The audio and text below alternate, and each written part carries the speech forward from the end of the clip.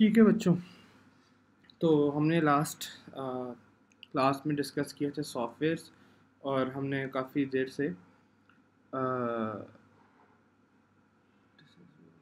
ठीक है, हमने काफ़ी देर से हमने जो है वो सूडो कोड को नहीं देखा था। तो आज जल्दी से हम लूप्स ख़त्म करते हैं, फॉर वाइल और रिपीट अंटिल। तीनों को एक साथ पढ़ेंगे ताकि हम जल्दी से कवर भी कर लें और हमें इसका कॉन्सेप्ट भी समझ लग जाए। ठीक है, तो जल्दी से जाते हैं। अच्छा, लूप्स 3 टाइप्स के होते हैं, for while and repeat until. ठीक है जी। तो पहले क्वेश्चन लिखते हैं कि लूप्स होते क्या हैं, पहले हम लूप्स समझते हैं कि क्यों होते हैं और किस तरह यूज़ करते हैं। फॉर लूप हमने पढ़ लिया था, लेकिन अब काफ़ी टाइम हो गया तो भूलना गया हूँ, इसलिए हम दोबारा साथ मिल के सब पढ़ लेते हैं। सबसे पहले, what is a loop? Answer,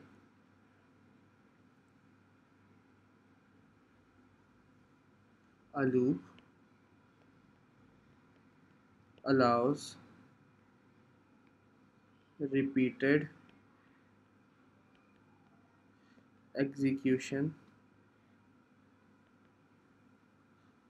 of a block of code until a condition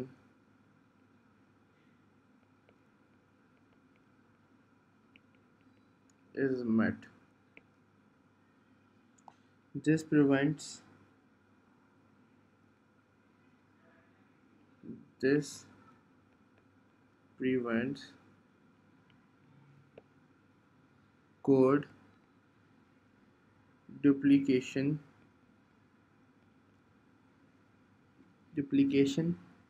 and handles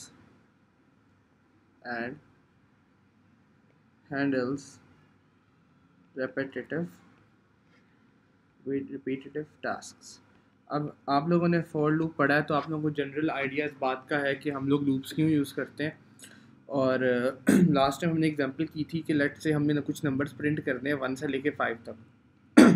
तो वैसे तो हम लोग मतलब 1 से लेके 5 तक का अगर टास्क हमने कंप्लीट करना वो तो हम लोग प्रिंट 1, प्रिंट 2, प्रिंट 3, प्रिंट 4 करके हम लोग ये काम अचीव कर लेंगे। लेकिन अगर वो 1000 तक हमने नंबर्स प्रिंट करने हो तो फिर वो बहुत टाइम कंज्यूमिंग हो जाएगा। उसके लिए हमें फिर लूप यूज़ करने पड़ेंगे, जो कि एक एफिशिएंट तरीका है आइट्रेशन से बचने का। ठीक हो गया, ये तो एक कॉन्सेप्ट हो गया लूप का। A loop allows repetitive execution of a block of code। अब पूरा कोड नहीं, a block of code। ठीक है, इसका मतलब ये है कि लेट्स से हमारे पास ये कोड है तो ये सारी लाइन है, लाइन 1 2 3 4 5 6 7। ठीक है, अब बीच में हमने इस कोड को जो है इस कोड को हमने एग्जीक्यूशन करनी है बार बार, तो ये बन जाएगा ब्लॉक ऑफ कोड बच्चा। इसमें हम लूप लगा देंगे।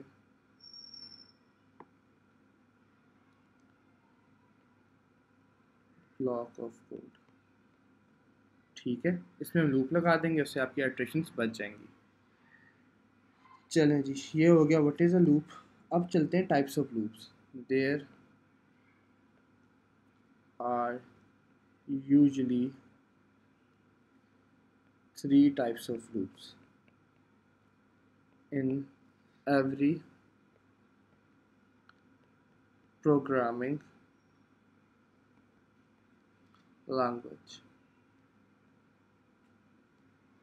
Number 1, for loop.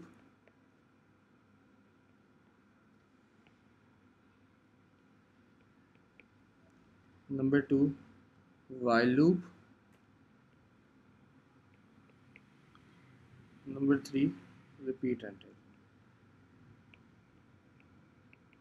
अब ये सब यूज़ नहीं होते और हर जगह एक स्पेसिफिक सिनेरी होता है जिसमें कोई ख़ास लूप यूज़ होता है, लेकिन मोस्ट कॉमन लूप्स ये हैं जो मोस्टली यूज़ होता है। मैंने किसी रियल लाइफ प्रोग्रामिंग में रिपीट अंटिल को यूज़ होते देखा नहीं है, लेकिन क्योंकि ये सब्जेक्ट है, स्टडी है, थ्योरी है, तो इसमें हमें कहीं ना कहीं लूप्स यूज़ करने पड़ेंगे। अब हम पढ़ते हैं फॉर लूप्स को, जो हम पहले पढ़ चुके हैं, जल्दी से रिवीजन ले लेते हैं इसकी। फॉर लूप क्या होता है? अच्छा, डेफिनेशन पढ़ेंगे एंड सिंटैक्स।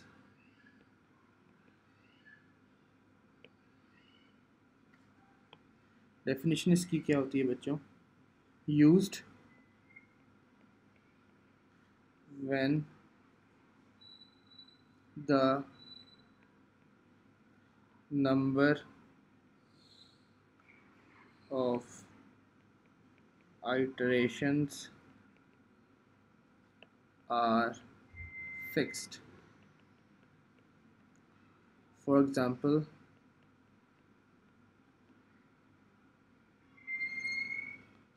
printing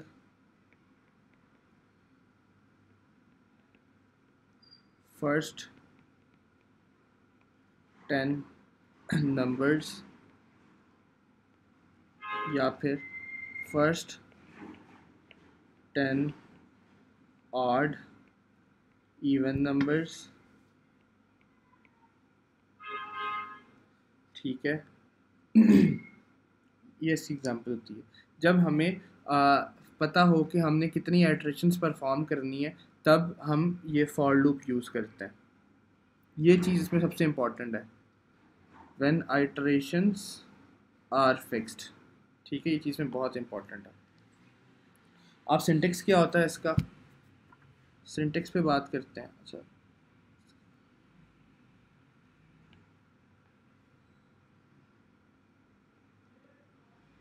ये फॉर लूप लगता किस तरह,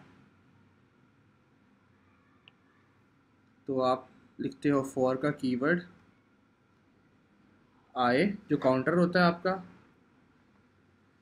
फिर ये एरो और स्टार्ट, कहाँ से शुरू करना है, टू एंड, एंड कहाँ पे हो रहा है। ठीक है, अब ये जो चीज़ है बच्चों, इसे हम काउंटर कहते हैं। ठीक है, ये जो चीज़ है स्टार्टिंग पॉइंट होता है,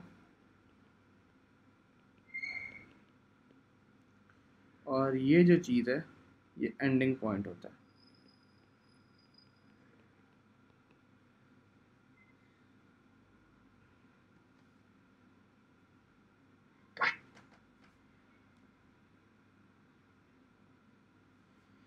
ठीक है, और ये जो हैं ये वेरिएबल्स हो भी सकते हैं, ये यूजुअली वेरिएबल होता है, ये हमेशा वेरिएबल ही होता है, हमेशा हमेशा एक वेरिएबल होता है। ठीक है, और स्टार्ट और एंड हो भी सकते हैं, नहीं भी हो सकते। आगे आ जाओ, कोई एग्जांपल देख लेते हैं। ये तो पूरा हुआ ही नहीं। अच्छा, आगे कर लेते हैं, इसकी एग्जांपल देख लेते हैं। क्वेश्चन क्या है? प्रिंट फर्स्ट, किसने ज्वाइन किया, एक सेकेंड।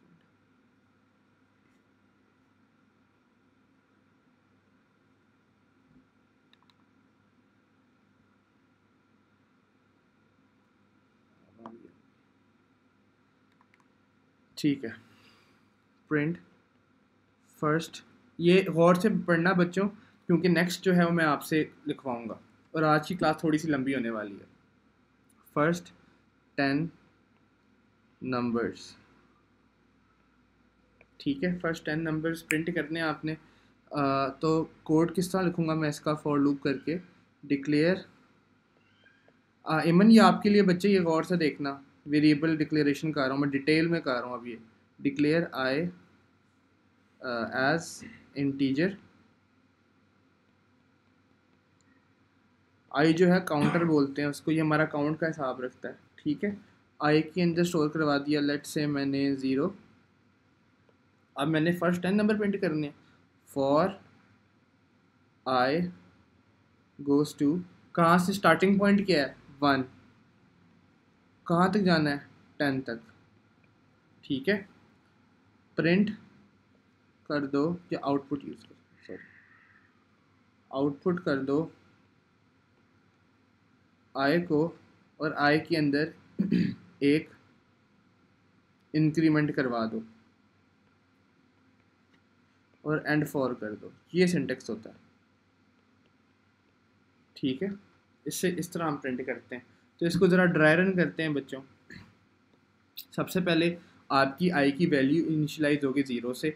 आगे आप आए तो आगे आपने देखा कि स्टार्टिंग पॉइंट 1 है, 1 to 10 है, तो आपने आई के अंदर 1 स्टोर करवा दिया। नीचे आ गए आप, आपने आई को प्रिंट करवा दिया 1,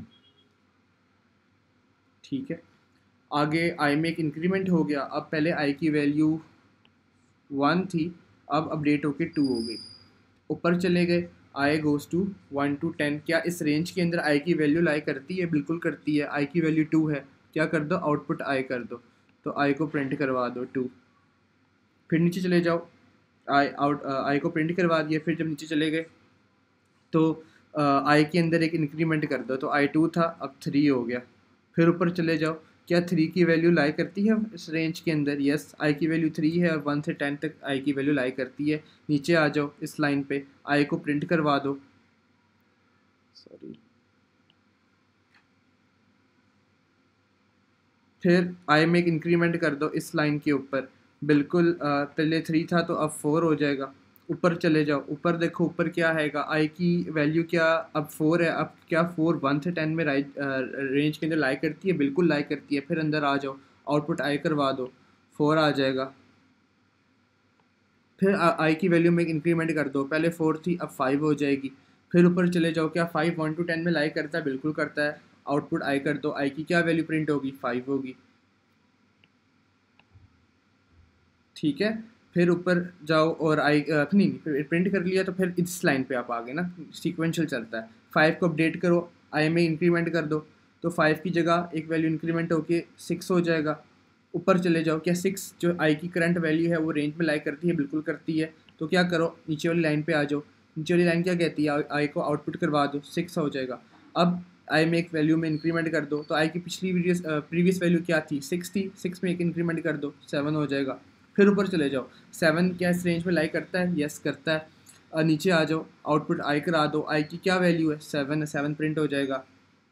फिर आई की वैल्यू में एक इंक्रीमेंट कर दो, 7 थी लास्ट, अब अपडेट होके 8 हो जाएगी। ऊपर चले जाओ, क्या 8 लाई करती है? बिल्कुल करती है। आउटपुट करवा दो आई की वैल्यू, अब आई की वैल्यू क्या है? आई की वैल्यू 8 है।